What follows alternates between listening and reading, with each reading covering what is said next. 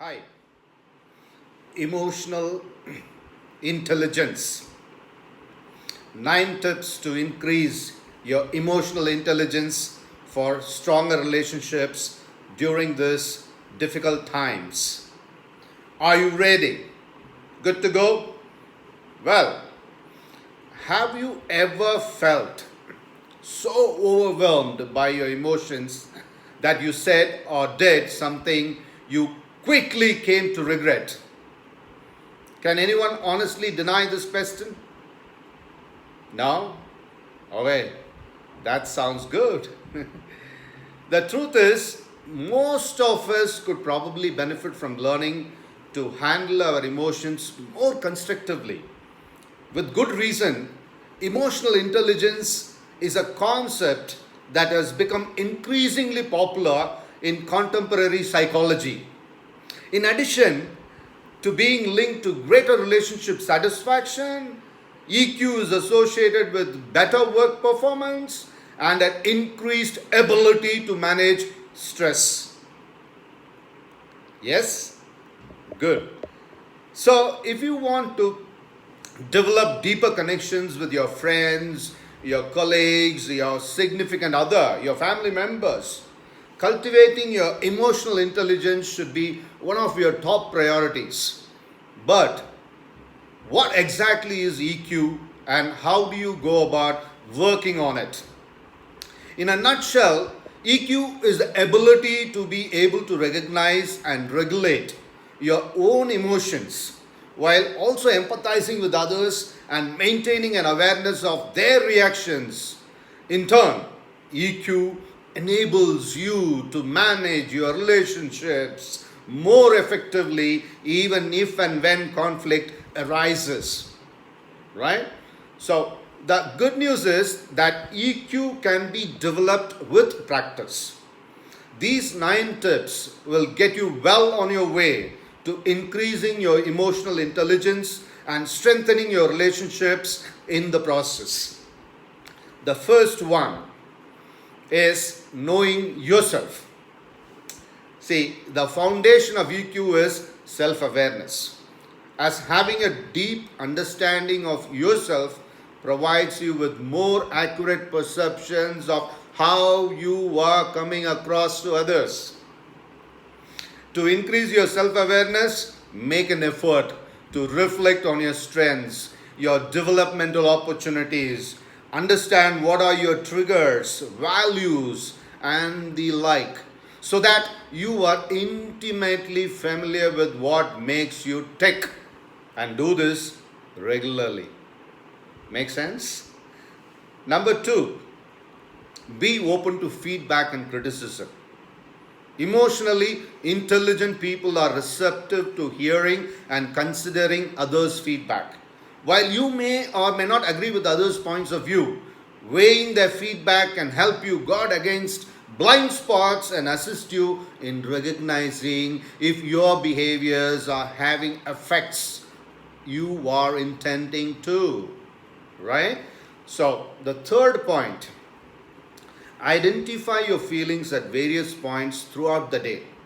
And I recommend that you do this regularly because when you feel yourself experiencing strong emotions, if a coworker makes a comment that really triggers you, makes a mental note of what exactly it is and that you might be feeling. Not only will this help you to develop your emotional vocabulary, it will also help you to take a step back from your reactions and engage the parts of your brain associated with problem solving. That way, you can make better sense of your emotions and use them to your advantage when making choices about how to interact with others. Sounds good? Well, the fourth point, try to practice mindfulness in all areas of your life. The guy called John Combat, if I don't know whether I'm pronouncing it right, Joan Kabat-Zinn. He's a pioneer in the field of mindfulness, defines the term very simply. He says, mindfulness is paying attention on purpose. and non-judgmentally to the unfolding of experience moment to moment. Make sense? By learning to observe your thoughts and feelings without judgment, you can increase your awareness of them with more clarity rather than having them blurred by the baggage of your assumptions. Yeah? In other words, mindfulness decreases the odds of your being unknowingly hijacked by negative emotions. Fifth, very important one. Breathe really, really deep. We experience emotions physically.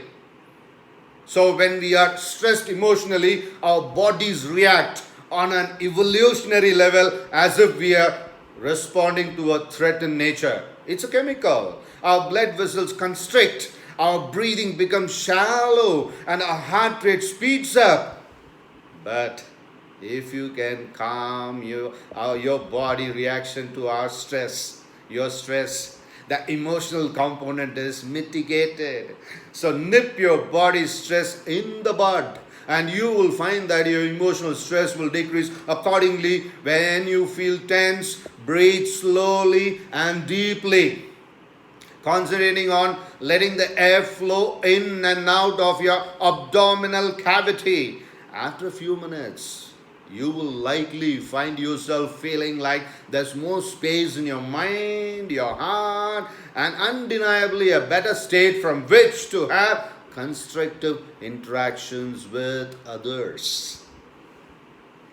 Sixth point, question your own stories if you believe them. Recognize that there are multiple ways of looking at any given situation. So instead of succumbing to a knee-jerk negative reaction when you become upset by someone else's actions, slow down. Consider if there are other ways of explaining the situation. Of course, anger is a constrictive emotion, so we often feel stubbornly attached to our particular stories around a given situation. But if you can, at least try these exercises. Even if you don't change your opinion regarding what happened, the additional time spent thinking about it may calm you down enough to opt for a more constructive response. Agreed? Making sense? The seventh point. Celebrate your positive emotions and watch them resurface more as a result. Well, people who experience more positive emotions enjoy better relationships and are more resilient in response to negative events that happen in their life. So be intentional about doing things that bring you joy. While there are endless activities that you may do this for you, some research-based behaviors to include, you can include are practicing gratitude, engaging in acts of kindness, exercising, reminiscing about positive experiences. Recollect them, enjoy them, celebrate those moments. Eighth point, empathize. Emotionally intelligent people are skilled in putting themselves in others' shoes. So consider situations from others' perspectives to better understand those around you. This increased insight will enable you to connect with them more effectively and may even teach you something about yourself in the process. Ninth point, make active listening your priority during conflicts. Are you prone to coming on too strong when disagreements occur? Or do you prefer to bury your head in the sand? Deal with conflict more effectively by tackling issues head on in an assertive manner, but respectful manner, in all without defensiveness. By listening empathetically to the other person, you will also create the space for taking your own thoughts and feelings into account. Listening can still be an assertive gesture, as doing so deliberately helps drain tense situations of any unnecessary toxicity. While these strategies are just the tip of the iceberg in terms of increasing your EQ, emotional intelligence, putting them into practice will have you well on your way toward handling your emotions and relationships like a pro.